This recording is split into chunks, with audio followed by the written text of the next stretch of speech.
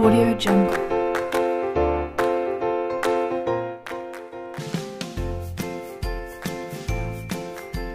Hai semua, perkenalkan saya Rifani Angelia Ginting dari kelas C reguler 2020 NIM 32033210008. Di sini saya akan menjelaskan tentang perkembangan sosial. Kita pertama kali harus mengetahui pengertian dari perkembangan sosial itu.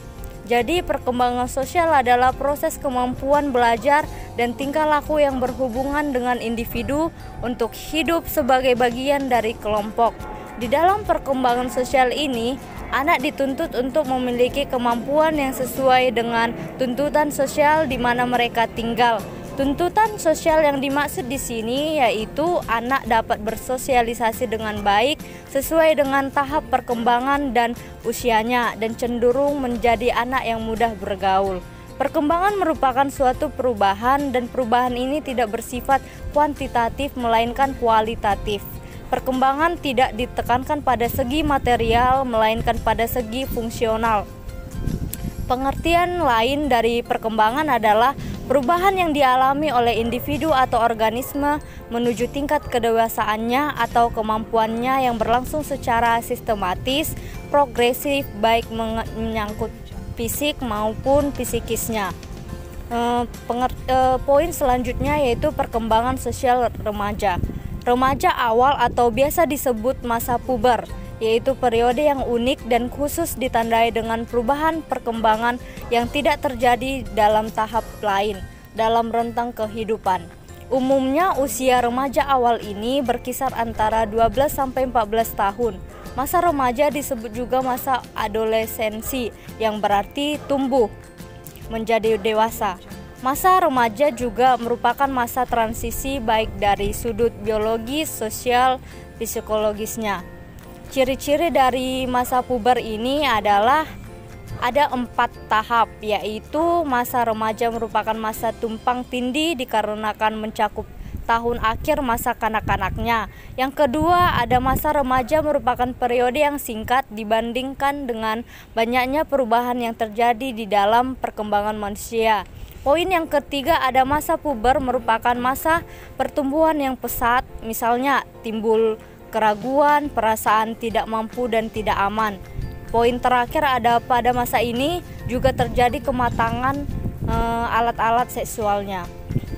Jadi materi selanjutnya ada tahapan perkembangan sosial pada anak. Setiap anak mempunyai tahap perkembangan di dalam segala aspek perkembangannya, begitu juga dengan bidang sosialnya. Perkembangan tersebut didasarkan pada tahapan usia dari masing-masing anak. Faktor-faktor yang mempengaruhi perkembangan sosial anak itu ada kesempatan untuk bergaul dengan orang yang di sekitarnya, dengan orang dewasa maupun seumuran dengan dia. Semakin banyak pengalaman yang menyenangkan yang diperoleh melalui pergaulan dan aktivitas sosialnya. Minat maupun motivasinya untuk bergaul semakin berkembang. Selanjutnya yaitu adanya bimbingan dan pengajaran dari orang lain yang biasanya menjadi tiruan untuk anak dan dapat dijadikan model bergaul yang baik untuk anak. Poin selanjutnya ada bentuk-bentuk tingkah laku sosial. Di dalam perjalanan hidup, tingkah laku sosial pada awalnya dipengaruhi dari lingkungan tempat tinggal dan di lingkungan keluarga. Kemudian selanjutnya perkembangannya dipengaruhi dari lingkungan sekolah maupun lingkungan masyarakat. Setiap anak mempunyai proses tersendiri dalam perkembangan sosialnya. Perbedaan akan selalu ada pada masing-masing anak. Di dalam perkembangan menuju kematangan sosial, anak mewujudkan dalam bentuk interaksi sosial. Di antaranya ada 5 poin. Yang pertama, pembangkang atau negativisme. Di mana yang dimaksud di sini bentuk tingkah laku melawan. Tingkah laku ini terjadi sebagai reaksi terhadap penerapan disiplin atau tuntutan dari orang tua yang tidak sesuai dengan kehendak anak tersebut. Yang kedua ada agresi. Agresi di sini perilaku menyerang balik secara fisik atau dengan kata-kata. Agresi ini merupakan salah satu bentuk reaksi terhadap frustasi atau rasa kecewa karena tidak terpenuhi kebutuhan atau keinginan anak tersebut.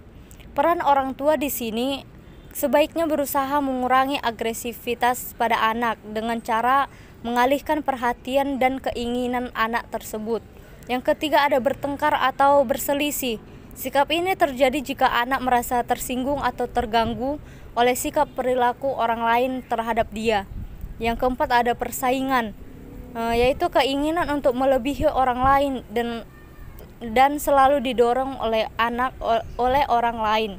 Yang kelima, ada mementingkan diri sendiri, yaitu sikap egosentris dalam memenuhi interest atau keinginannya sendiri. Selanjutnya ada faktor yang mempengaruhi perkembangan sosial tersebut. Yang pertama, ada dari keluarga. Keluarga di sini merupakan lingkungan pertama yang memberikan pengaruh terhadap berbagai aspek perkembangan anak, termasuk perkembangan sosialnya. Proses pendidikan yang bertujuan mengembangkan kepribadian anak lebih banyak ditentukan oleh keluarganya sendiri. Yang kedua, ada kematangan. Kematangan bersosialisasi memerlukan kematangan fisik dan psikisnya untuk mampu mempertimbangkan dalam proses sosialnya. Yang ketiga, ada status sosial ekonomi. Di dalam kehidupan sosial banyak dipengaruhi oleh kondisi atau status kehidupan sosial keluarga dalam lingkungan masyarakat. Keempat, ada pendidikan. Pendidikan di sini merupakan proses sosialisasi anak yang sangat terarah. Dari penjelasan saya, baiklah, sekian dari penjelasan saya materi tentang perkembangan sosial pada anak dan juga perkembangan sosial pada remaja. Apabila ada perkataan atau tingkah laku saya memohon maaf, dan kepada dosen pengampu mata kuliah perkembangan peserta didik, saya mengucapkan banyak terima kasih karena sudah memberikan tugas proyek tentang menjelaskan tentang perkembangan sosial ini kepada saya. Dan terima kasih juga kepada orang yang sudah menonton video saya ini. Akhir kata saya ucapkan banyak terima kasih.